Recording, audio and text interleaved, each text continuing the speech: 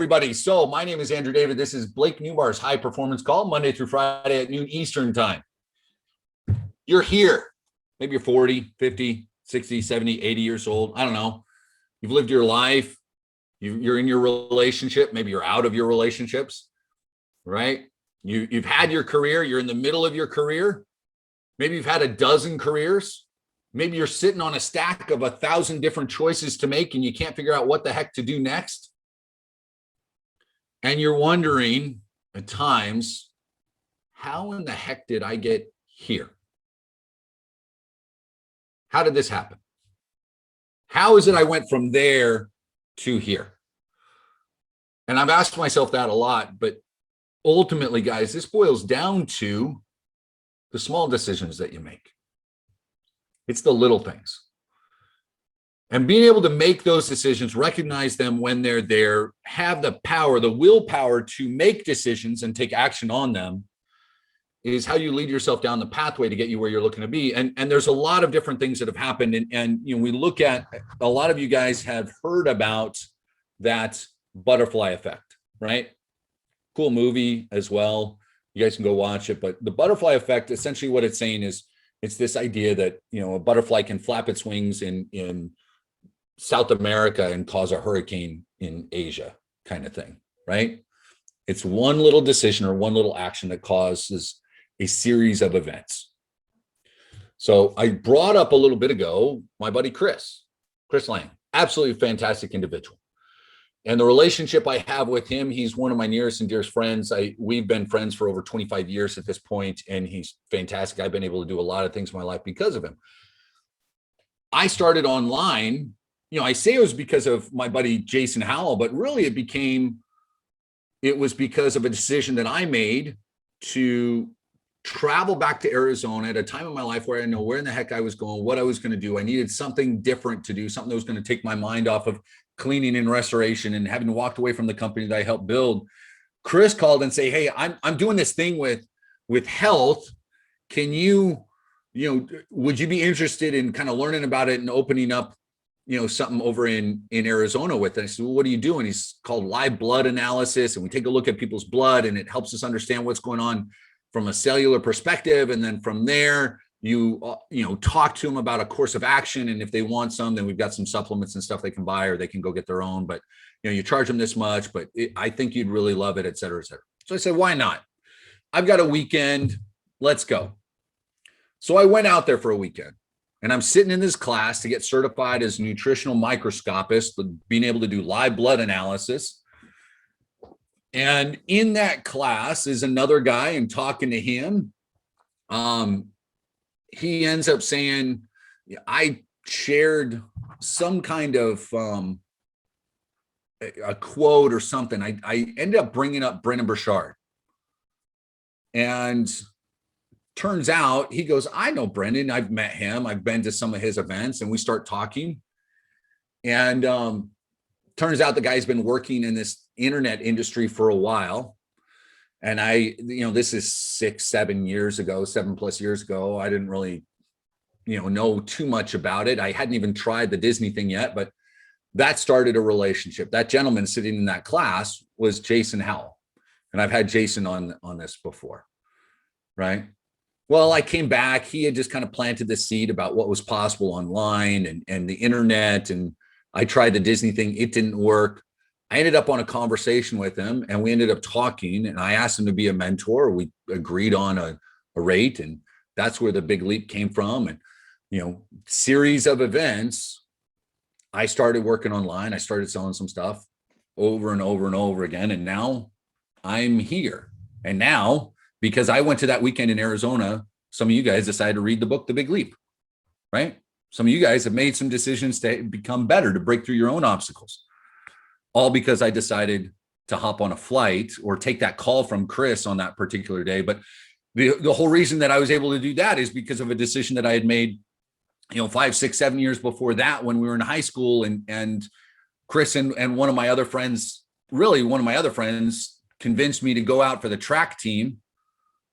And I decided to go out and throw shot put and disc so that I could get a tan and meet some girls, Turns out I was a little faster than, and better at running than I was at trying to throw the shot and disc against these dudes that were, 6'5" and 300 pounds, had been throwing since they were 8 years old. And so I ended up going out for the sprint teams and end up running on the 4x1 and 4x4 together with Chris. Series of events. You're sitting right now in your life and you're going, why? I'm struggling with my weight. I can't sleep. I'm stressed about this. I'm depressed about that. Or things are going well. But you can take two people. You could take, myself and my dad, for example, at a certain age, where growing up with my dad, we would go to Taco Bell or McDonald's or Burger King a lot. My dad liked eating out. He was a great cook, but man, that was so much easier. Whenever I worked with my dad, that's what I would do. And, as a kid, not a big deal. When I was young, it didn't matter much because I was working out so much and I was doing so many things in your metabolism. When you're, 16 to 25, eat whatever the hell you want, you're going to be okay. But at a point, he kept eating that way and I kept eating that way. What happened is in my 30s, there was a day that I looked in the mirror and I saw this individual looking back at me, and I had gone to look in that mirror because I had seen a picture of myself, and I looked there and I went, I'm no longer healthy. I don't look well. And so it was at that point that I started to change, and there's been some ups and downs, and look, I still enjoy, Taco Bell. I still enjoy some fast food once in a while. But overall, I've made a lot of little decisions. He kept going down that route. Now, I've told this story before. My dad was 48 when he passed, and he had decided finally to turn his life around. He was going to do better things. He was going to eat better. He was working out more.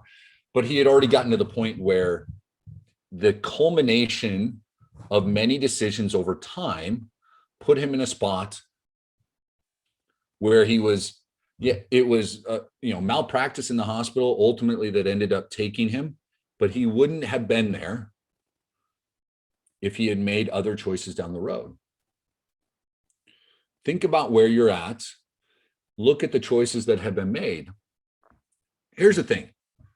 We could sit and reminisce for a long, long time about all of these little choices, all of these little things, why things went wrong. Or you can stop and recognize that today's a new day. And each and every day, you're going to have another series of choices. So instead of picking up the hamburger, you're going to have some salad, or you're going to have a more balanced meal. Instead of sitting down to watch Netflix, you're going to go out for a walk. Maybe it's not going to the gym. Maybe it's just walking.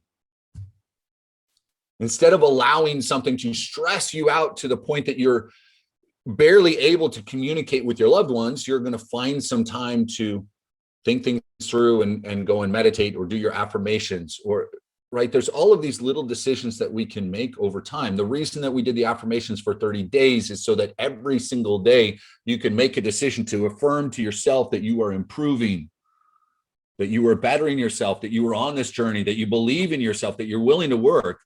And if you continually make those decisions on a daily basis, then that ripple effect is going to be a positive one. The only reason I've been able to meet some of the people that I have and do some of the things that I have is because, yes, I made those decisions to go to Arizona, which led me to meet Jason. And then I reached out to him, and then I read the book that he said to read. And then but it's the culmination of all of those decisions that got me in a place where I could meet, one of my mentors that's done the 100 million plus online and has the VA team that I work with, and, been able to go and help him host masterminds, or all of these other opportunities, to be in a place where I could work with you guys because I get to work with Blake because I had done other things. And where I'm looking to go is going to require a lot of continued decisions. And some of them are easy. Some of them are going to take work, but each and every day you've got the willpower to make them. Now, the more that you make those decisions, the more likely they are to turn into habits, the more likely they are to become habits, the more likely you are to use less willpower in order to make them, which strengthens you to make the other difficult decisions. Are we understanding how the flow here works? And this came up really because I was having a conversation with someone in the course of the last week. And so I'm going to spread it out like that in case they end up hearing here. And we were talking about a series of decisions. And we were talking about how the comment that this individual made was that they are in a situation where every decision is a dangerous one. And they weren't really in a place, you guys have probably experienced this, where you're speaking with someone and they're not in a place where they can really hear any kind of advice.